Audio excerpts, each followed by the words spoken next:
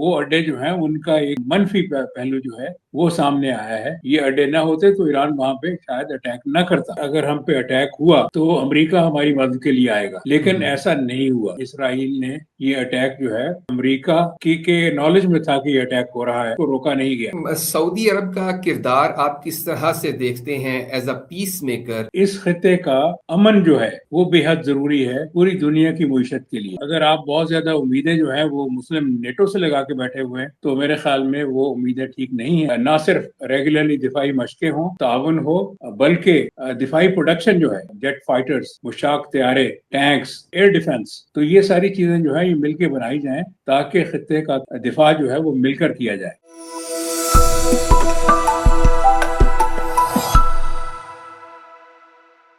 بسم اللہ الرحمن الرحیم. ناظرین، وی نیوز ایکسکلوسیو کے ساتھ میں ہوں فیصل کمال پاشا. ناظرین، مشرق وسطیٰ کی جو صورتحال ہے سیاسی اور سیکیورٹی تناظر میں کافی مخدوش صورتحال ہے. اس صورتحال پہ ماہرانہ تبصرے کے لیے آج ہم نے مدعو کیا ہے اپنے اسٹوڈیو میں جناب جاوید حفیظ صاحب کو. سعودی عرب میں پاکستان کے کاؤنسلر رہے ہیں اور 4 دیگر ممالک میں پاکستان کے سفیر کے طور پہ خدمات سر انجام دے چکے ہیں. سر، بہت شکریہ آپ کے وقت کا. جی، آپ کا بہت بہت شکریہ مجھے انوائٹ کرنے کا. جی اچھا سر، جو مشرق وسطیٰ کی اس وقت سیاسی اور سیکیورٹی صورتحال ہے اس پر اپنی رائے دیجیے گا پہلے کہ کس طرح سے آپ دیکھتے ہیں اس کو. جی، جیسا کہ آپ نے کہا کہ بہت مخدوش ہے اور پاکستان کے لیے خاص طور پہ یعنی خاصی پریشانی کا باعث بنی ہوئی ہے. اس لیے کہ ہمارے یعنی تقریباً 25 لاکھ پاکستانی جو ہیں وہ وہاں پہ کام کر رہے ہیں، ریمیٹنسز بھیج رہے ہیں. ہمارے بے شمار لوگ ہر سال جو ہیں وہ حج اور عمرہ کے لیے جاتے ہیں. تو ہمارا روحانی تعلق ہے اور مادی تعلق بھی ہے. اور سب سے بڑی بات یہ کہ ہم ایک ہی خطے میں رہتے ہیں اور حرمین شریفین جو ہے وہ سعودی عرب میں ہیں اور وہاں کے بادشاہ کا لقب بھی خادم الحرمین شریفین ہے. تو اس لیے یہ ایک اسپیشل تعلق ہے اور ہمارا ان سے دفاعی اور اسٹریٹجک جو ہے وہ معاہدہ بھی ہے.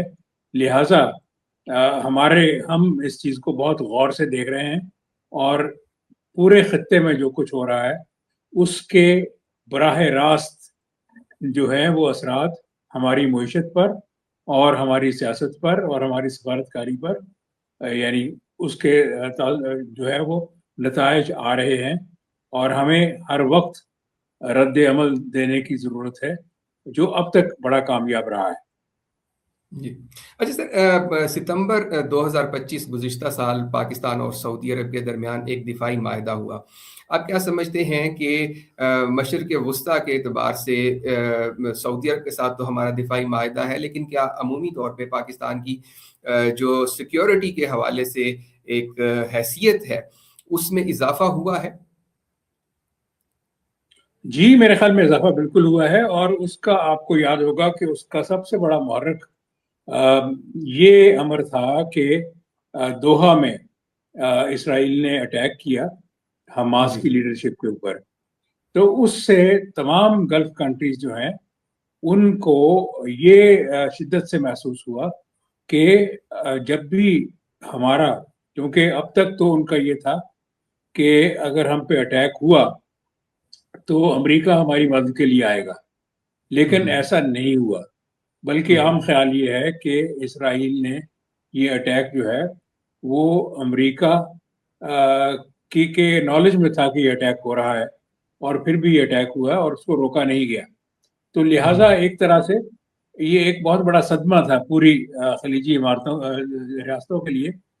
اور انہوں نے پھر دیکھا کہ اس کا ہمیں کچھ لوکل علاقائی حل دیکھنا ہوگا اور ان کی نظریں پاکستان کی طرف آئیں، کیونکہ پاکستان سب سے اچھا جو ہے وہ دفاعی لحاظ سے اس کا ٹریک ریکارڈ جو ہے وہ گلف ممالک کے ساتھ بہت اچھا رہا ہے، ٹریننگ میں بھی اور جنگی مشقوں میں بھی.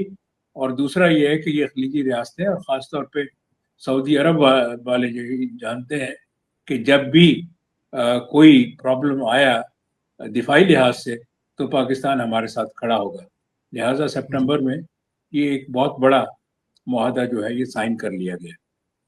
جی سر، سعودی عرب کا کردار آپ کس طرح سے دیکھتے ہیں ایز اے پیس میکر؟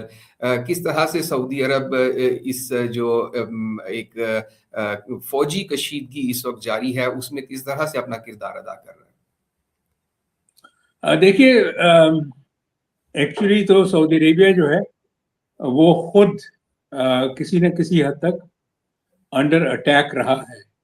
تو جی ایز اے پیس میکر ان کا ایک کردار تو یہ ہو سکتا ہے کہ وہ جو ہے امریکہ کو یہ بات باور کروائیں کہ یہ جنگ جو ہے یہ کسی کے بھی مفاد میں نہیں ہے پوری دنیا میں. یعنی آپ یہ دیکھیں کہ پوری دنیا کی معیشت کو اس نے ہلا کے رکھ دیا ہے. تو جی اسی طرح سے یہ پورا خطہ جو ہے یہ اس لحاظ سے بہت حساس ہے کہ یہاں پہ دنیاوی عالمی توانائی کے تقریباً 33% یعنی 1/3 ریزروز یہاں پہ ہیں. تو اس خطے کا امن جو ہے وہ بے حد ضروری ہے پوری دنیا کی معیشت کے لیے. تو بالکل صحیح. سعودی عرب جو ہے اس کو باور کروانا چاہیے تمام مغربی طاقتوں کو کہ اس جنگ کا جلد از جلد خاتمہ ہونا چاہیے. اور پاکستان جو ہے اس کی بھی یہی کوشش ہے کہ یہ جنگ جلد از جلد ختم ہو، کیونکہ ہمارے لیے جب بھی اس خطے میں تناؤ بڑھتا ہے تو ہماری جو ہے وہ معاشی، اقتصادی، دفاعی، عسکری ہر قسم کی پریشانیاں جو ہے وہ بڑھتی ہیں. بالکل. اچھا سر، یہ جو امریکہ کا ایک کردار رہا ہے خاص طور پہ خلیجی ممالک کے اعتبار سے ایک سیکیورٹی پرووائڈر کا کردار رہا ہے، آپ کیا سمجھتے ہیں کہ وہ کردار کمزور ہوا ہے؟ جی میرے خیال میں کمزور ہوا ہے، اس لیے کہ اب تک یہ ممالک جو ہے سارے فرض کر رہے تھے کہ جب تک ہم نے یعنی امریکہ کو اپنے اڈے دیے ہوئے ہیں تب تک ہم بالکل محفوظ ہیں، ہم پر حملہ نہیں ہوگا. لیکن یہ بات درست ثابت نہیں ہوئی، بلکہ الٹا وہ جو اڈے ہیں ان کی وجہ سے ایران جو ہے وہاں پہ اٹیک کر رہا ہے. تو جی ایک لحاظ سے وہ اڈے جو ہیں ان کا ایک منفی پہلو جو ہے وہ سامنے آیا ہے کہ اگر یہ اڈے نہ ہوتے تو ایران وہاں پہ شاید اٹیک نہ کرتا. تو لہٰذا میرے خیال میں اس کے اوپر دوبارہ سے سوچ جو ہے وہ شروع ہوگی کہ اب امریکہ کا کردار جو ہے اس خطے میں دفاعی لحاظ سے کیا ہونا چاہیے. بالکل سر، کیا دیکھ رہے ہیں مستقبل کی کیا صورتحال اور کیا الائنمنٹ بنتی آپ کو دکھائی دے رہی ہے؟ جی دیکھیے، ایک تو یہ ہے کہ یہ ملک جو ہیں یہ روایت پسند ہیں، یعنی ایک دم یہ بڑے بڑے فیصلے نہیں کرتے، سوچ سمجھ کے مشاورت سے کرتے ہیں. تو جو تبدیلی آئے گی وہ آہستہ آہستہ آئے گی، لیکن میرے خیال میں اب یہ سوچ جو ہے یہ تقویت پکڑے گی کہ ہمیں اپنے دفاع جو ہے اس کے جو سلوشنز ہیں وہ لوکلی ڈھونڈنے چاہیے. اگر آپ کو یاد ہوگا تو کہ جب جی سی سی بنی تھی تو اس کے اہداف میں ایک یہ بھی تھا کہ جی سی سی ممالک کا کامن دفاع ہوگا. جی جی یعنی یہ 6 ملک جو ہیں یہ ان کی فوجیں جو ہیں اور ان کی تمام ڈیفنس جو ہے وہ اکٹھا ہوگا. لیکن وہ چیز جو ہے وہ اچیو نہیں ہوئی. اب میرے خیال میں دوبارہ سے سوچ اس طرف جائے گی کہ خلیجی ممالک جو ہیں وہ دفاعی طور پہ ایک یونٹ بنے. اور میرے خیال میں اس کے لیے ضروری ہے کہ پاکستان، ترکیہ، مصر، یہ ممالک جو ہیں یہ ان سے تعاون کیا جائے کیونکہ یہ خطے کے ممالک ہیں. اور سب سے بڑھ کر یہ کہ نہ صرف ریگولرلی دفاعی مشقیں ہوں، تعاون ہو، بلکہ دفاعی پروڈکشن جو ہے جی جی یعنی جو ہے اپنا جیٹ فائٹرز، مشاق طیارے، ٹینکس، دوسری چیزیں جو اور جو ہے اپنا ایئر ڈیفنس اب جی بہت امپورٹنٹ ہو گیا ہے. تو یہ ساری چیزیں جو ہے یہ مل کے بنائی جائیں تاکہ خطے کا جو ہے وہ دفاع جو ہے وہ مل کر کیا جائے. سر میں آپ کی بات کو اگر ٹھیک طریقے سے سمجھاؤں تو جس طرح ایک مسلم نیٹو کا قیام، آپ اس چیز کے بارے میں بات کر رہے ہیں؟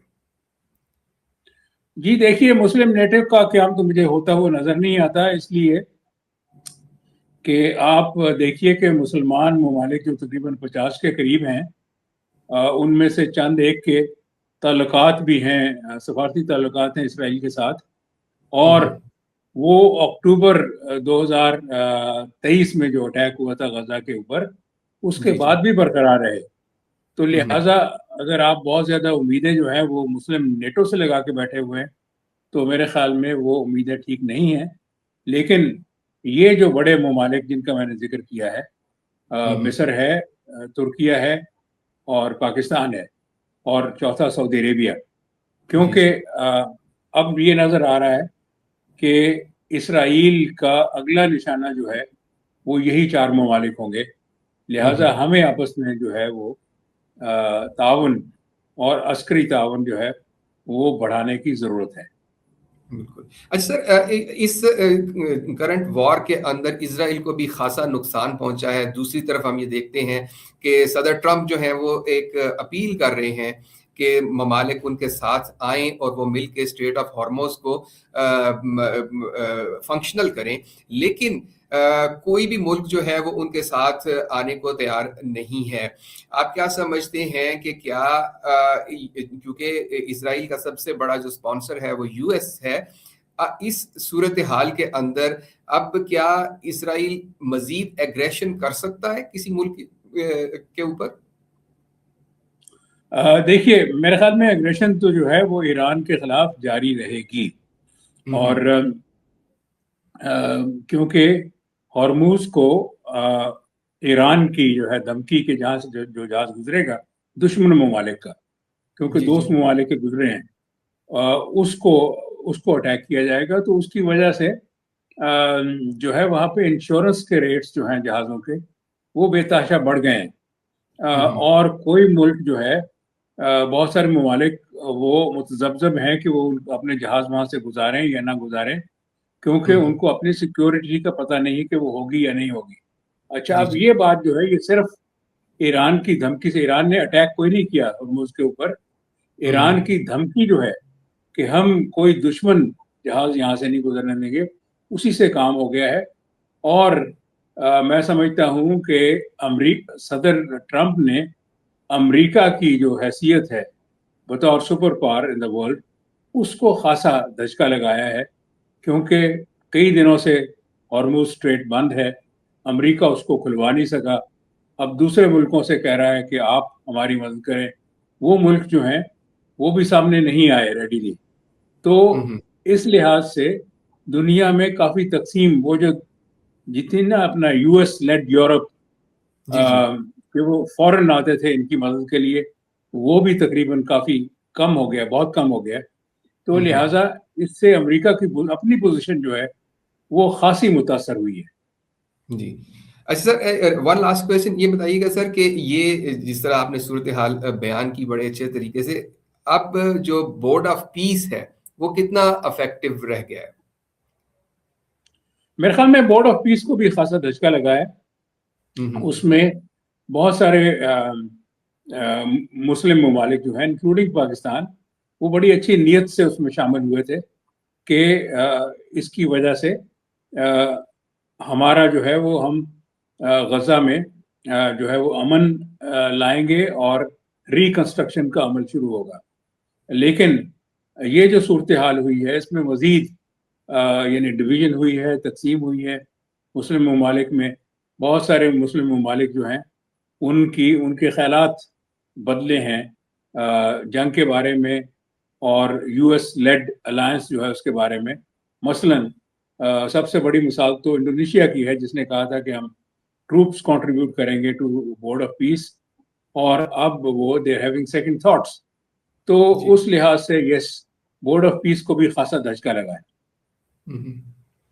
ناظرین، آپ نے امبیسڈر جاوید حفیظ صاحب کی گفتگو سماعت فرمائی. انہوں نے کہا کہ جو سیاسی اور سیکیورٹی صورتحال ہے وہ بڑی تیزی سے تبدیل ہو رہی ہے، اور اب جو مسلم ممالک ہیں ان کو ضرورت ہے کہ اپنی دفاعی صلاحیتوں پہ کام کرنے کی، اور خاص طور پہ جو بڑے ممالک ہیں جن میں مصر ہے، ترکیہ ہے اور پاکستان ہے، ان کو آگے بڑھ کر جو اس خطے کی سیکیورٹی ہے اس کے لیے اقدامات اٹھانے چاہیے. اب تک کے لیے اتنا ہی. ہمیں دیجیے اجازت. اللہ حافظ.